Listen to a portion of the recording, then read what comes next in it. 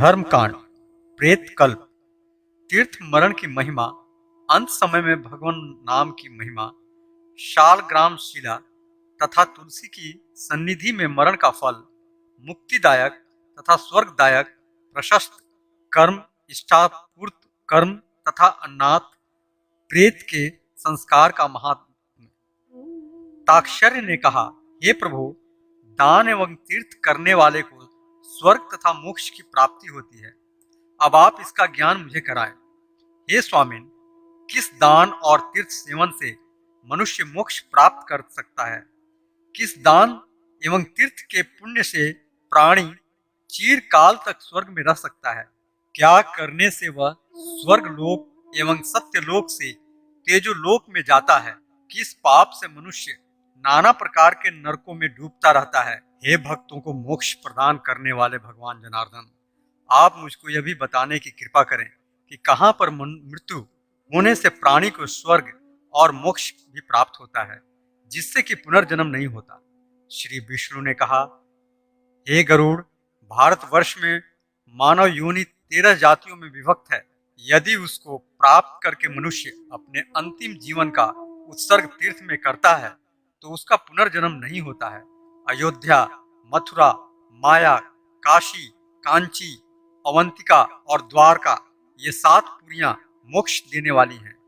प्राणों के कंठगत हो जाने पर मैं सन्यासी हो गया, ऐसा जो कह दे तो मरने पर विष्णु लोक प्राप्त करता है, पुनः पृथ्वी पर उसका जन्म नहीं होता।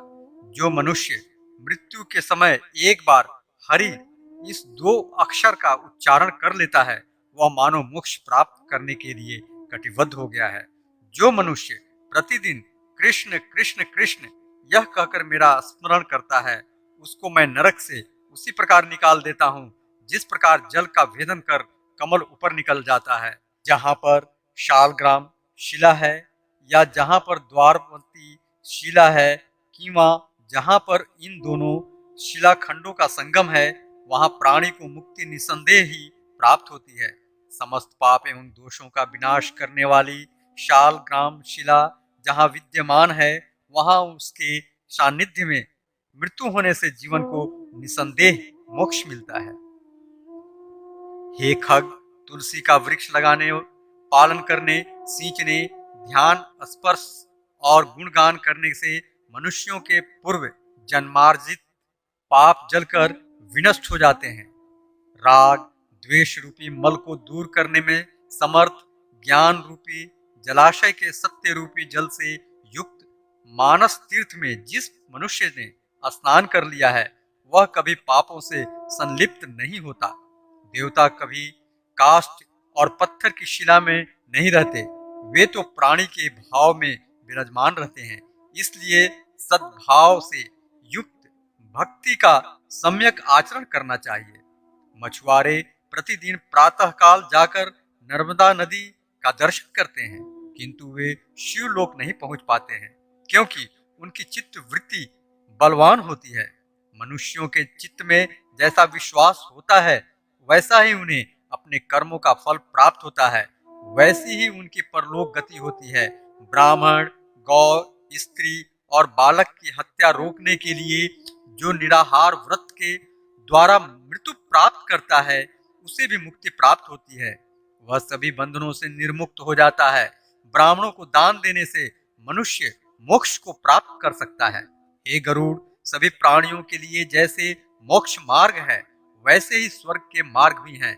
यथा गौशाला में देश विध्वंस होने पर युद्ध भूमि एवं तीर्थ स्थल में मृत्यु श्रेयस्कर है। प्राणी वहां अपने शरीर का परित्याग करके चिरकाल तक स्वर्गवास का लाभ ले सकता है। पंडित को जीवन और मरण इन 2 तत्वों पर भी ध्यान देना चाहिए। अतः वे दान तथा भोग से जीवन धारण करें और युद्ध भूमि एवं तीर्थ में मृत्यु को प्राप्त करें। जो मनुष्य हरि क्षेत्र, कुरुक्षेत्र, भृगुक्षेत्र, प्रभास, श्रीशैल, अर्बुद, त्रिपुष्कर तथा शिव क्षेत्र में मरता है, वह जब तक ब्रह्मा का एक दिन पूरा नहीं हो जाता, तब तक स्वर्ग में रहता है। उसके बाद वह पुनः पृथ्वी पर आ जाता है। जो व्यक्ति सच्चरित्र ब्राह्मण को 1 वर्ष तक जीवन निर्वाह के लिए अन्न वस्त्रादि का दान देता है, वह संपूर्ण कुल का उद्धार करके स्वर्ग लोक में निवास करता है। जो अपनी कन्या का विवाह वेद पारंगत ब्राह्मण के साथ करता है, वह अपने कुल परिवार के सहित इंद्र लोक में निवास करता है। महादानों को देकर भी मनुष्य ऐसा ही फल प्राप्त करता है। वापी, कूप, जलाशय, उद्यान एवं देवालयों का जीर्णोद्धार करने वाला पूर्व कर्ता की भांति फल प्राप्त करता है, अथवा जीर्णोद्धार से कर्ता का पुण्य दुगना हो जाता है। जो मनुष्य विद्वान ब्राह्मण के परिवार की शीत, वायु और धूप से रक्षा करने के लिए घास, फूस और पत्तों से बनी झोपड़ी का दान देता है, वह 3.5 करोड़ वर्ष तक स्वर्ग में निवास करता है। जो सवर्णा सती स्त्री अपने मृत पति का अनुगमन करे, वह मृत्यु के बाद शरीर में रोमों की जितनी संख्या है उतने वर्षों तक स्वर्ग का भोग करती है। पुत्र पौत्रादि का परित्याग करके जो अपने पति का अनुगमन करती है, वो दोनों पति पत्नी दिव्य स्त्रियों से अलंकित होकर स्वर्ग का सुख वैभव प्राप्त करते हैं। सदैव पति से द्रोह रखने वाली स्त्री अनेक प्रकार के पापों को करके भी जब मरे हुए उस पति का अनुगमन चिता पर चढ़कर करती है, तो उन सभी पापों को धो डालती है। यदि किसी सच्चरित्र नारी का पति महापापों का आचरण करता हुआ दुष्कर्मी बन जाता है, तो वह स्त्री अपने सदाचार से उसके सभी पापों को विनष्ट कर देती है। जो व्यक्ति नियम पूर्वक प्रतिदिन मात्र 1 ग्रास भोजन का दान करता है, वह 4 चामर से युक्त दिव्य विमान पर चढ़कर स्वर्ग लोक जाता है। जिस मनुष्य के द्वारा आजीवन पाप कर्म किया गया है, वह ब्राह्मण को 1 वर्ष के लिए जीवन निर्वाह की वृत्ति देकर उस पाप को विनष्ट कर देता है। विप्र कन्या का विवाह कराने वाला व्यक्ति भूत, भविष्य और वर्तमान के तीनों जन्म के अर्जित पापों को नष्ट कर देता है। 10 कूप के समान एक बावली होती है, 10 बावली के समान सरोवर होता है और 10 सरोवर के समान पुण्यशालिनी वह प्रपा होती है, जो वापी जल रहित वन एवं देश में बनवाई जाती है। और जो दान निर्धन ब्राह्मण को दिया जाता है तथा प्राणियों पर जो दया की जाती है, उसके पुण्य से कर्ता स्वर्ग लोक का नायक बन जाता है। इसी प्रकार अन्य बहुत से सुकृत हैं, जिनको करके मनुष्य स्वर्ग लोक का भागी होता है। वह उन सभी पुण्यों के फल को ग्रहण करके परम प्रतिष्ठा को प्राप्त करता है। व्यर्थ के कार्यों को छोड़कर निरंतर धर्माचरण करना चाहिए। इस पृथ्वी पर दान, दम और दया, ये ही 3 सार हैं। दरिद्र सज्जन ब्राह्मणों को दान, निर्जन प्रदेश में स्थित शिवलिंग का पूजन और अनाथ प्रेत का संस्कार करोड़ों यज्ञ का फल प्रदान करता है। ताक्षर्य ने कहा, हे प्रभु, चित्त में शुचित्व और अशुचित्व के विवेक के लिए और जनहितार्थ आप मुझ पर दया करके सूतक विधि का वर्णन करें। श्री कृष्ण ने कहा, हे पक्षींद्र, मृत्यु तथा जन्म होने पर 4 प्रकार का सूतक होता है। सामान्यतः जो चारों वर्णों के द्वारा यथाविधि दूर करने के योग्य है, जननाशौच और मरणाशौच होने पर 10 दिनों तक उस कुल का अन्न ग्रहण नहीं करना चाहिए। इस काल में दान, प्रतिग्रह, होम और स्वाध्याय बंद हो जाता है। देश, काल, आत्मशक्ति, द्रव्य, द्रव्य प्रयोजन, औचित्य तथा व्यय को जान करके ही अशौच कर्म के विहित नियमों का पालन करना चाहिए। गुफा और अग्नि में प्रवेश तथा देशांतर में जाकर मरे हुए परिजनों का अशौच तत्काल वस्त्र सहित स्नान करने से समाप्त हो जाता है। जो प्राणी गर्भस्राव या गर्भ से निकलते ही मर जाते हैं, उनका अग्निदाह, अशौच एवं तिलोदक संस्कार नहीं होता है। शिल्पी, विश्वकर्मा, वैद्य, दासी, दास, राजा और श्रोत्रिय ब्राह्मणों की सद्ध शुद्धि बताई गई है। याज्ञिक, मंत्रपूत, अग्निहोत्री तथा राजा सदैव शुद्ध होते हैं, इन्हें अशौच नहीं होता है। राजागण जिसकी इच्छा करते हैं वह भी पवित्र ही रहता है। हे द्विज, बच्चे का जन्म होने पर सब पिंडों और सगोत्रियों को एक जैसा अशौच नहीं होता। 10 दिन के बाद माता शुद्ध हो जाती है और पिता तत्काल स्नान करके ही स्पर्शादि के लिए पवित्र हो जाता है। मनु ने कहा है कि विवाहोत्सव तथा यज्ञ के आयोजन में यदि जन्म या मृत्यु का सूतक हो जाता है तो पूर्व मानस संकल्पित धन और पूर्व निर्मित खाद्य सामग्री का उपयोग करने में दोष नहीं है। सभी वर्णों के लिए अशौच समान रूप से माननीय है। माता पिता को जो सूतक होता है उसमें माता के लिए तो सूतक होता है और पिता स्नान करके तुरंत शुद्ध हो जाता है। 10 दिन के लिए प्रवृत्त जनना शौच और मरना शौच के अंतर्गत यदि पुनः जन्म मरण हो जाता है तो पूर्व प्रवृत्त अशौच को 3 भागों में विभक्त करके यदि पुनर्जन्म मरण 2 भागों के अंतर्गत हुआ है तो पूर्व अशौच की निवृत्ति के दिन से उत्तराशौच की भी निवृत्ति हो जाएगी।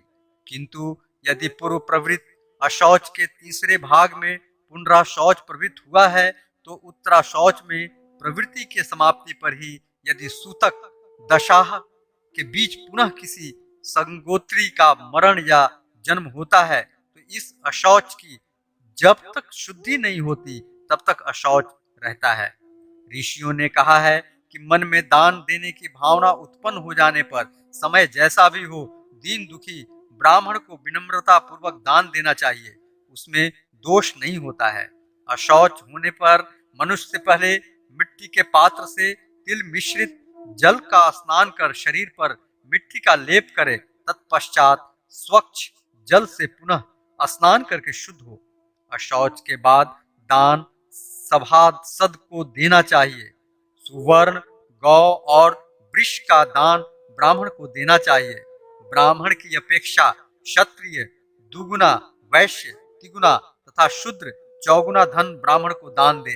गृह सूत्रोक्त संस्कार से रहित होने पर 7वें अथवा 8वें वर्ष में मृत्यु हो जाती तो जितने वर्ष का वह मृतक व्यक्ति था उतने दिन का अशौच मानना चाहिए। ब्राह्मण और स्त्री की रक्षा के लिए जो अपने प्राणों का परित्याग करते हैं तथा जो लोग गौशाला तथा रणभूमि में प्राणों का परित्याग करते हैं उनका शौच एक रात्रि का होता है। जो नरश्रेष्ठ अनाथ प्रेत का संस्कार करते हैं उन ब्राह्मणों का किसी शुभ कर्म में कुछ भी अशुभ नहीं होता है। ब्राह्मण के सहयोग से अन्य वर्ण वाले जो इस कर्म को संपन्न करते हैं उनका भी कुछ अशुभ नहीं होता है। स्नान करने से उनकी सतह शुद्धि हो जाती है। अशौच से विधिवत शुद्ध होकर जब शुद्र जल के मध्य स्नान कर रहे हों तथा ब्राह्मण को उन्हें देखना चाहिए। दुर्मृत्यु होने पर सग्न तिला लब के लिए नारायण बलि का विधान। ताक्षर्य ने कहा, भगवान किन्हीं ब्राह्मणों की अपमृत्यु होती है, उनका पारलौकिक मार्ग कैसा है, उन्हें वहां कैसा स्थान प्राप्त होता है, उनकी कौन सी गति होती है, उनके लिए क्या उचित है और क्या विधान है। हे मधुसूदन, मैं उन सभी बातों को सुनना चाहता हूँ, कृपया आप उनका वर्णन करें। श्री कृष्ण ने कहा, हे गरुड़, जो ब्राह्मण विकृत मृत्यु के कारण प्रेत हो गए हैं उनके मार्ग, पारलौकिक गति, स्थान और प्रेत कर्म विधान को मैं कह रहा हूँ। यह परम गोपनीय है, इसे तुम सुनो। जो ब्राह्मण खाई, नदी, नाला लांघते हुए और सर्प आदि के काटने से मर जाते हैं, जिनकी मृत्यु गला दबाने तथा जल में डुबाने से होती है, जो दुर्बल ब्राह्मण हाथी की सूंड के प्रहार से विष पान से क्षीण होकर अग्निदाह, साण, प्रहार तथा विषुचि का रोग से मरते हैं, जिनके द्वारा आत्महत्या कर ली जाती है, जो गिरकर, फांसी लगाकर और जल में डूबकर मर जाते हैं, उनकी स्थिति को तुम सुनो। जो ब्राह्मण मलेच्छादी जातियों द्वारा मारे जाते हैं वे घोर नरक प्राप्त करते हैं।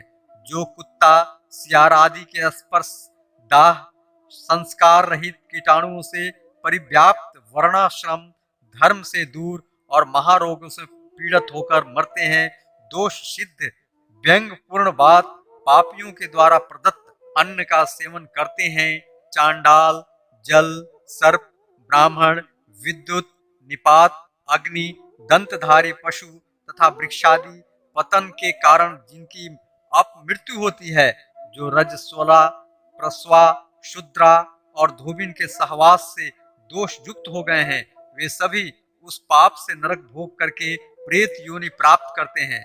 परिजनों को उनका दाह संस्कार, अशौच, निवृत्त एवं जल क्रिया का कर्म नहीं करना चाहिए। हे ताक्षर, ऐसे पापियों का नारायण बलि के बिना मृत्यु का आद्य कर्म औधर्य वैदिक कर्म भी नहीं करना चाहिए। हे पक्षीराज, सभी प्राणियों का कल्याण करने के लिए पाप और भय को दूर करने वाली उस नारायण बलि के विधान को सुनो। 6 मास की अवधि में ब्राह्मण, 3 मास में क्षत्रिय, 1.5 मास में वैश्य तथा शूद्र की तत्काल दाह क्रिया करनी चाहिए। गंगा, यमुना, नैमिष, पुष्कर, जलपूर्ण तालाब, स्वच्छ जल युक्त गंभीर जलाशय, बावली, कूप, गौशाला, घर या मंदिर में भगवान विष्णु के सामने ब्राह्मण इस नारायण बलि को संपन्न कराए। पौराणिक और वैदिक मंत्रों से प्रेत का तर्पण किया जाए। इसके बाद यजमान सभी औषधियों से युक्त जल तथा अक्षत लेकर विष्णु का भी तर्पण पुरुष सूक्त अथवा अन्य वैष्णव मंत्रों से करके दक्षिणाभिमुख होकर प्रेत का विष्णु रूप में इस मंत्र से ध्यान करे। अनादि अनंत शंख चक्र और गदा धारण करने वाले अव्यय देव पुंडरीकाक्ष भगवान प्रेत को मोक्ष प्रदान करे। तर्पण समाप्त हो जाने के पश्चात राग मुक्त, ईर्ष्या द्वेष रहित, जितेंद्रिय, पवित्र, धर्म परायण, दान धर्म में संलग्न, शांत चित्त, एकाग्र चित्त होकर भगवान विष्णु को प्रणाम करके तथा वाणी पर संयम रखते हुए अपने बंधु बांधवों के साथ यजमान शुद्ध हो। उसके बाद भक्ति पूर्वक वहां एकादश श्राद्ध करे। समाहित होकर जल, धान, यव, साठी धान, गेहूं, कंगनी, शुभ, हविष्यान, मुद्रा, छत्र, पगड़ी, वस्त्र, सभी प्रकार के धान्य, दूध तथा मधु का दान ब्राह्मण को दे। वस्त्र और पादुका से युक्त 8 प्रकार के पाददान बिना पंक्ति भेद किए सभी ब्राह्मणों को इस अवसर पर देना चाहिए। पृथ्वी पर पिंडदान हो जाने के पश्चात शंख पात्र तथा ताम्र पात्र में पृथक पृथक गंध विषोत्सर्ग की संक्षिप्ति विविध। श्री विष्णु ने कहा, हे खगेश्वर, कार्तिक आदि महीनों की पूर्णमासी तिथि को पड़ने वाले शुभ दिन पर विधि पूर्वक विषोत्सर्ग करना चाहिए। नांदी मुख श्राद्ध करके वत्सरी के साथ वृष का विवाह और वृष के खूर के पास श्राद्ध करने के पश्चात उन दोनों का उत्सर्ग करे। वापी और कूप के निर्माणोगत्सर्ग के समय गौशाला में विधिवत संस्कार के अनंतर अग्नि की स्थापना करनी चाहिए। विवाह विधि के समान ब्रह्मावरण करना चाहिए। यज्ञ पात्रों की कर्मिक स्थापना, पायस, खीर का पाक, उपयन, कुशादी का क्रमशः स्थापन करें। यज्ञ पात्रों का सिंचन करने के बाद होम करना चाहिए। प्रथम 2 आहुति आघार और उसके बाद 2 आज्य भाग संज्ञक आहुतियां हैं। अतः प्रथमे हरितः मंत्र से यजमान को 6 आहुतियां देनी चाहिए। आघार और आज्य भाग संज्ञक 4 आहुतियों के अनंतर अंग देवता अग्नि, रुद्र, शर्व, पशुपति, उग्र, शिव, भव, महादेव, ईशान और यम को आहुति दे। तत्पश्चात पूषांगा इस मंत्र से एक पिष्टक होम, चरु तथा पायस दोनों से स्वीकृष्ट होम करे। तदंतर प्रथम व्याघ्रित होम, प्रायश्चित्र होम, प्रजापति होम, संस्रव प्राशन करें। इसके बाद परिणीता का परिमोक्षण करें। पवित्र प्रतिपत्ति करके ब्राह्मण को दक्षिणा दें। षडंग रुद्र सूक्त का पाठ करने से प्रेत को मोक्ष की प्राप्ति होती है। एक रंग के वृष और एक वत्सरी को स्नान कराकर सभी अलंकारों से विभूषित करके उन दोनों को प्रतिष्ठापित करने से प्रेत को मोक्ष प्राप्त होता है। इस कर्म के बाद वृषभ की पूंछ से गिरे हुए जल के द्वारा मंत्र पूर्वक तर्पण कार्य करना चाहिए। उसके बाद ब्राह्मणों को भोजन से संतृप्त करके दक्षिणा से संतुष्ट करें। तदंतर यथाविधि एकोदिष्ट श्राद्ध करने का विधान है। उसे करके प्रेत के उद्धार हेतु ब्राह्मण को जल और अन्न का दान दिया जाता है। उसके बाद द्वादशाह श्राद्ध और मासिक श्राद्ध पृथक पृथक करने चाहिए। इस विधि का सम्यक पालन करने वाला प्रेत को उस योनि से मुक्त कर देता है। भूमि तथा गोचर्म भूमि आदि दानों का महात्म्य और ब्रह्म स्वरूपण दोष। श्री विष्णु ने कहा, हे गरुड़, जिस प्रकार एक वत्स 1000 गायों के बीच स्थित अपनी माता को प्राप्त कर लेता है, उसी प्रकार पूर्व जन्म में किया गया कर्म अपने कर्ता का अनुगमन करता है। भूमि दान करने वाले प्राणी का अभिनंदन सूर्य, चंद्र, वरुण, अग्नि, ब्रह्मा, विष्णु और भगवान त्रिशूलधारी शिव करते हैं। इस संसार में भूमि के समान दान नहीं है, भूमि के समान दूसरी निधि नहीं है, सत्य के समान धर्म नहीं है, और अग्नि का प्रथम पुत्र सुवर्ण है। पृथ्वी वैष्णवी कहलाती है तथा गाय सूर्य की पुत्री है। अतः जो व्यक्ति स्वर्ण, गौ एवं पृथ्वी का दान देता है, उसने मानो त्रैलोक्य का दान कर दिया। गौ, पृथ्वी और विद्या, इन तीनों को अतिदान कहा गया है। जप, पूजन तथा होम करके दिए गए ये तीनों दान नरक से उद्धार करते हैं। बहुत से पाप तथा क्रूर कर्म करके भी मनुष्य गोचर्म भूमि का दान करने से शुद्ध हो जाता है। इस दान में दी हुई वस्तुओं को लोभवश हरण करने वालों को हरण करने से रोकना चाहिए। जो उसका परिरक्षण नहीं करता है वह घोर नरक में जाता है।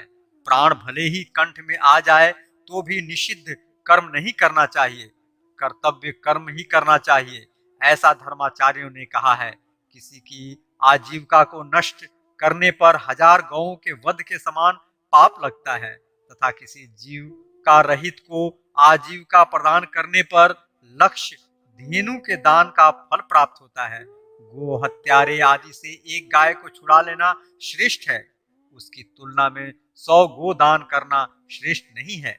100 गो दान करना गो हत्यारे से एक गाय को बचा लेने की क्षमता नहीं कर सकता। जो व्यक्ति स्वयं दान देकर स्वयं ही उसमें बाधक बन जाता है, वह प्रलय काल तक नरक का भोग करता है।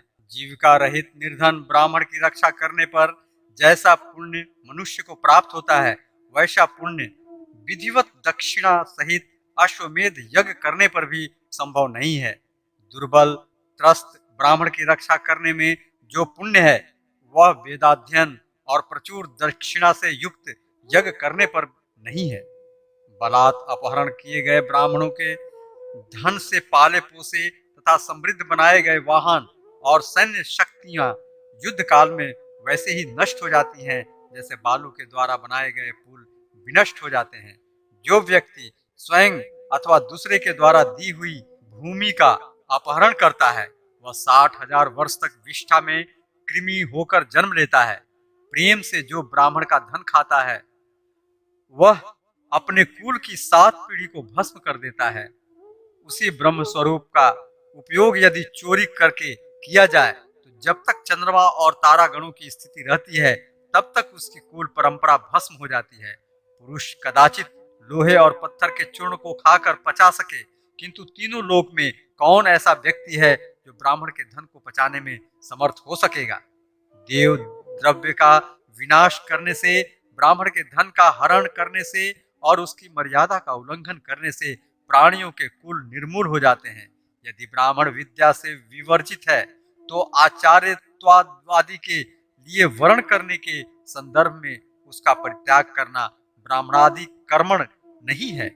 जलती हुई आग को छोड़कर राख में हवन नहीं किया जाता है। संक्रांति काल में जो दान और हव्य कव्य दिए जाते हैं, वह सब 7 कल्पों तक बार बार सूर्य दान दाता को प्रदान करता है।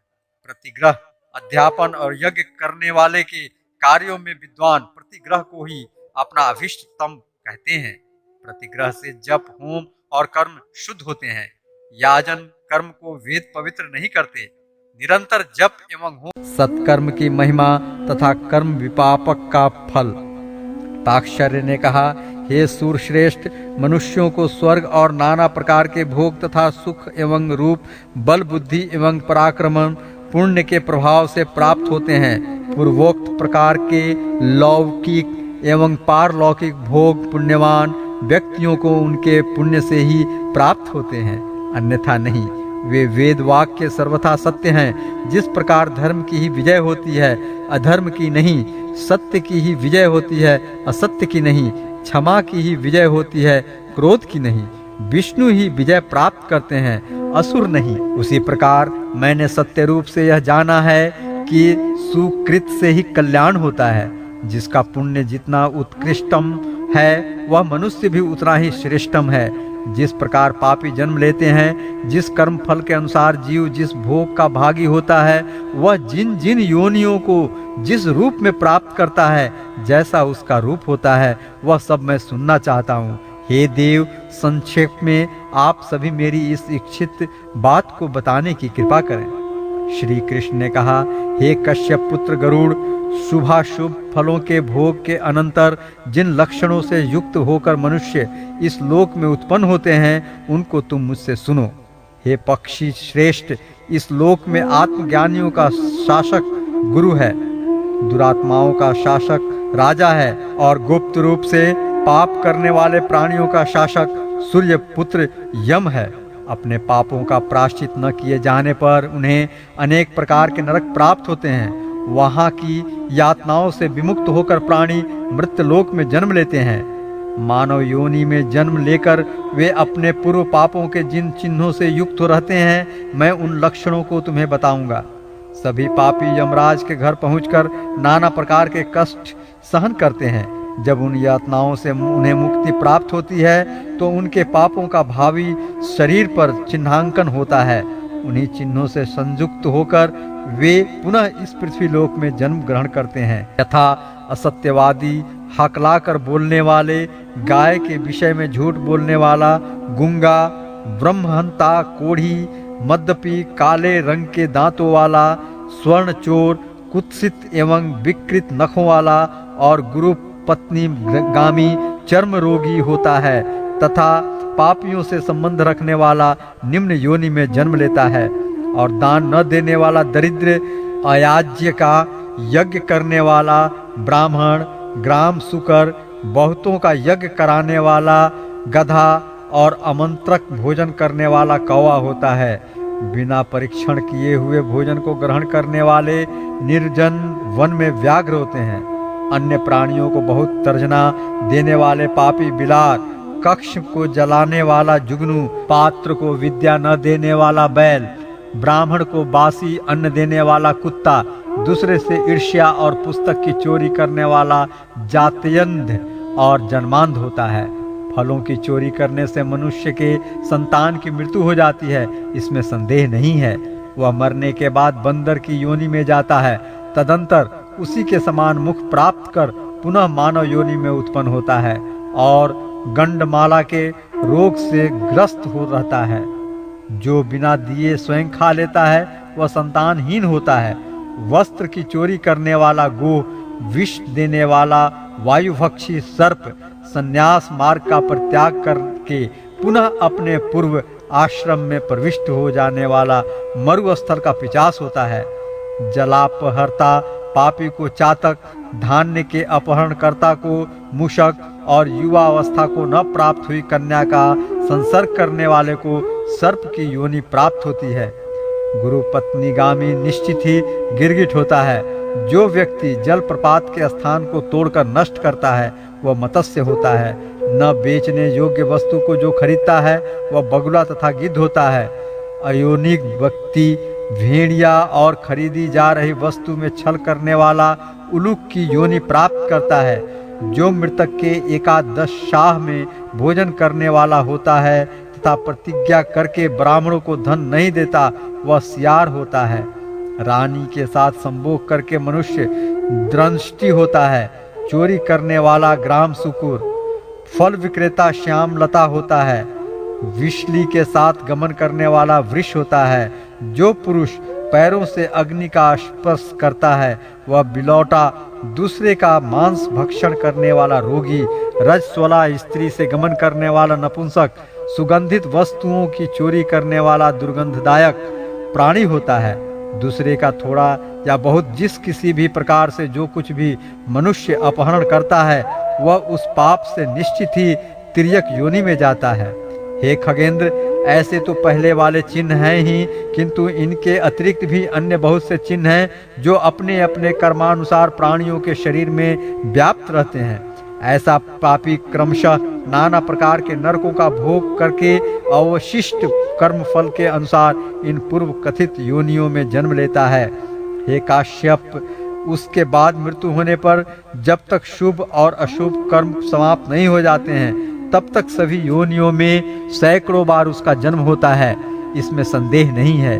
जब स्त्री तथा पुरुष के संयोग से गर्भ में शुक्र और शोणित जाता है, तो उसी में पंचभूतों से समन्वित होकर यह 5 भौतिक शरीर जन्म लेता है। तदंतर उसमें इंद्रियां, मन, प्राण, ज्ञान, आयु, सुख, धैर्य, धारणा, प्रेरणा, दुख, मिथ्या अहंकार, यत्न, आकृति, वर्ण, राग, द्वेष और उत्पत्ति विनाश, ये सब उस अनादि आत्मा को सादी मानकर 5 भौतिक शरीर के साथ उत्पन्न होते हैं।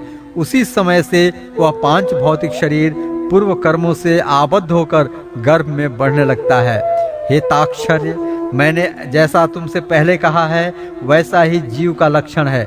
4 प्रकार के प्राणी समूह में इसी प्रकार के परिवर्तन का चक्र घूमता रहता है।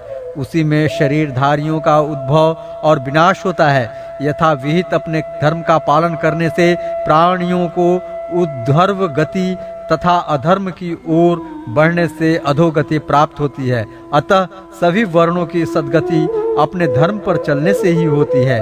हे वैन, ते देव और मानव योनियों में जो दान तथा भोगादि क्रियाएं दिखाई देती हैं, वे सब कर्मजन्य फल हैं। घोर अकर्मण से और काम क्रोध के द्वारा अर्जित जो अशुभ पापाचार हैं, उनसे नरक प्राप्त होता है तथा वहां से जीव का उद्धार नहीं होता है।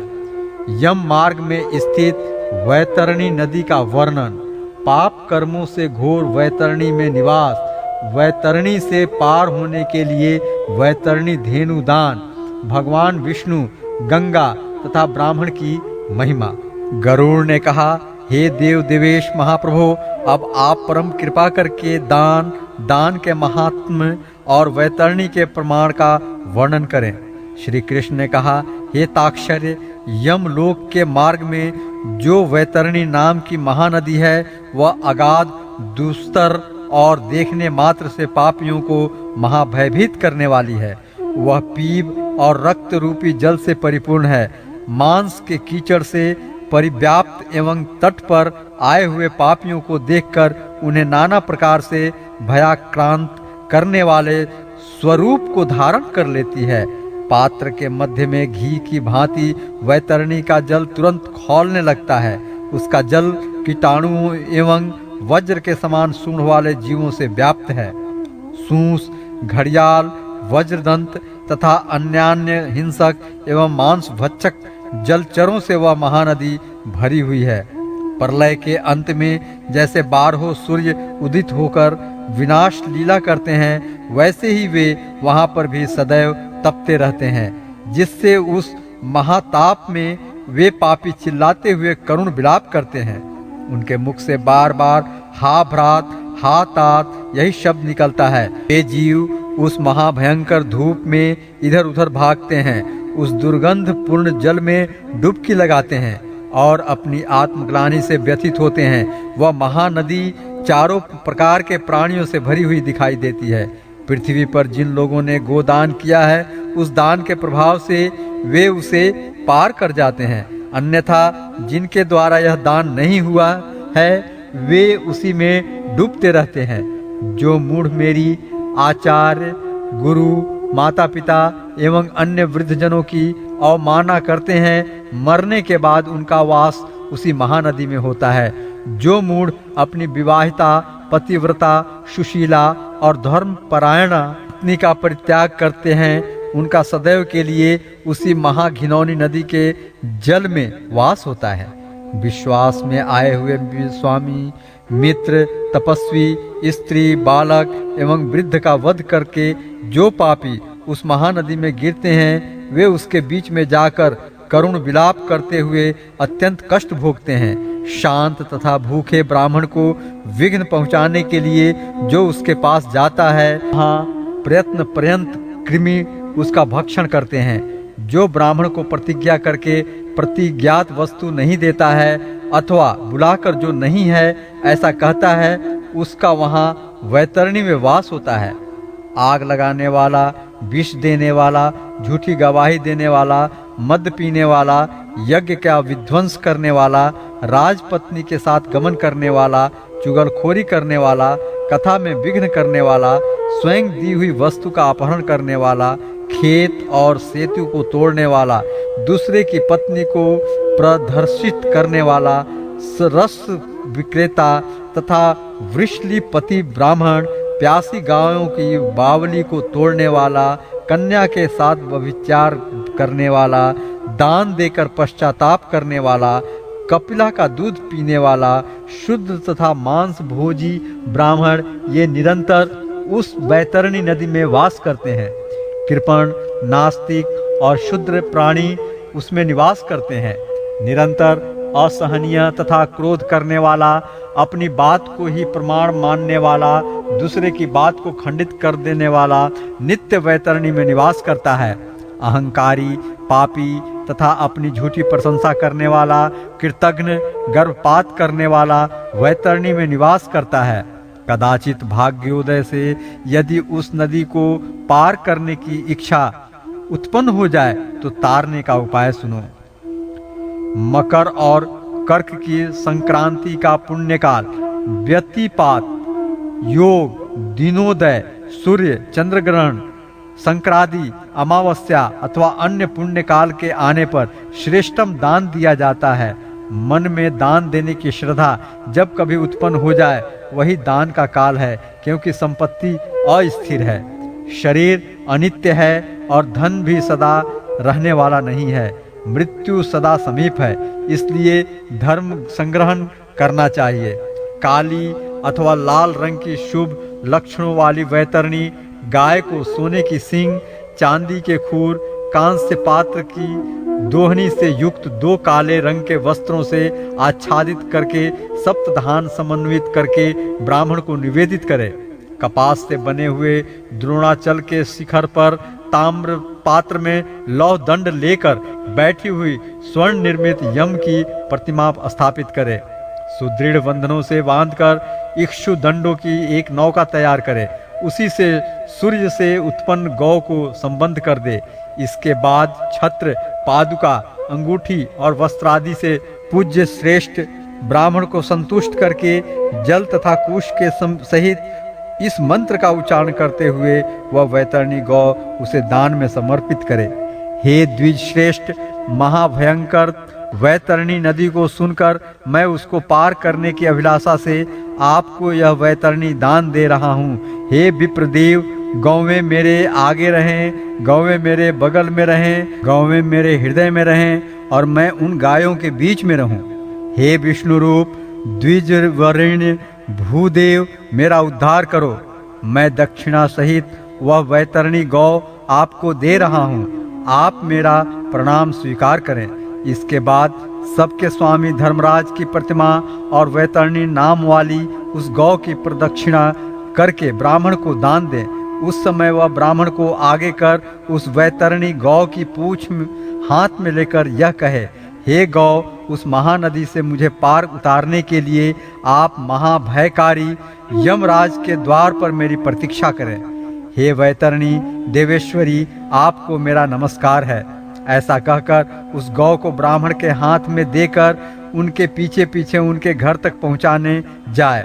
हे वैनते, ऐसा करने पर वह नदी दाता के लिए सरलता से पार करने के योग्य बन जाती है। जो व्यक्ति इस पृथ्वी पर गौ का दान देता है वह अपने समस्त अभीष्ट को सिद्ध कर लेता है। सुकर्म के प्रभाव से प्राणी को ऐहिक और पारलौकिक सुख की प्राप्ति होती है। स्वस्थ जीवन में गोदान देने से 1000 गुना एवं रोगग्रस्त जीवन में 100 गुना लाभ निश्चित है। मरे हुए प्राणी के कल्याणार्थ जितना दान दिया जाता है उतना ही उसका पुण्य है। अतः मनुष्य को अपने हाथ से ही दान देना चाहिए। मृत्यु होने के बाद कौन किसके लिए दान देगा? दान धर्म से रहित कृपणता पूर्वक जीवन जीने से क्या लाभ? इस नश्वर शरीर से स्थिर कर्म करना चाहिए। प्राण अतिथि की तरह अवश्य छोड़कर चले जाएंगे। हे पक्षीराज, इस प्रकार प्राणी वर्ग के समस्त दुख का वर्णन मैंने तुमसे कह दिया। इसके साथ यह भी बता दिया है कि प्रेत के मोक्ष एवं लोक मंगल के लिए उसके औद्धर्य दैहिक कर्म को करना चाहिए। सूत जी ने कहा, हे विप्रगण, परम तेजस्वी भगवान विष्णु के द्वारा दिए गए ऐसे प्रेत चरित्र से संबंधित उपदेश को सुनकर गरुण को अत्यंत संतुष्टि प्राप्त हुई। हे ऋषियों, जीव जंतुओं के जन्मादि का यही सब विधान है। यही जन्म मरण प्रेत तत्व अथवा औद्धर्य दैहिक कृत्य का नियम है। मैंने सब प्रकार से उनके मोक्ष आदि कारण का वर्णन कर दिया है। जिनके हृदय में नील कमल के समान श्याम वर्ण वाले भगवान जनार्दन विराजमान हैं, उन्हीं को लाभ और विजय प्राप्त होती है। ऐसे प्राणियों की पराजय कैसे हो सकती है? धर्म की जीत होती है, अधर्म की नहीं। सत्य ही जीतता है, असत्य नहीं। क्षमा की विजय होती है, क्रोध की नहीं। विष्णु ही जीतते हैं, असुर नहीं। विष्णु ही माता हैं, विष्णु ही पिता हैं और विष्णु ही अपने स्वजन्य बांधव हैं। जिनकी बुद्धि इस प्रकार स्थिर हो जाती है उनकी दुर्गति नहीं होती है। भगवान विष्णु मंगल स्वरूप हैं, गरुड़ ध्वज मंगल हैं, भगवान पुंडरी काक्ष मंगल हैं एवं हरि मंगल के ही आयतन हैं। हरि ही गंगा और ब्राह्मण हैं। ब्राह्मण तथा गंगा उन विष्णु के मूर्त रूप हैं। अतः गंगा हरि एवं ब्राह्मण ही इस त्रिलोक के सार हैं। इस प्रकार सूत जी महाराज के मुख से निकली हुई सभी शास्त्रों के मूल तत्वों से सुशोभित भगवान विष्णु की वाणी रूपी अमृत का पान करके समस्त ऋषियों को बहुत संतुष्टि प्राप्त हुई। वे सभी परस्पर उन सर्वार्थ दृष्टा सूत जी की प्रशंसा करने लगे। शौनक आदि मुनि भी अत्यंत प्रसन्न हो गए। प्राणी चाहे अपवित्र हो या पवित्र हो, सभी अवस्थाओं में रहते हुए भी जो पुंडरीकाक्ष भगवान विष्णु का स्मरण करता है वह बाहर और भीतर से पवित्र हो जाता है।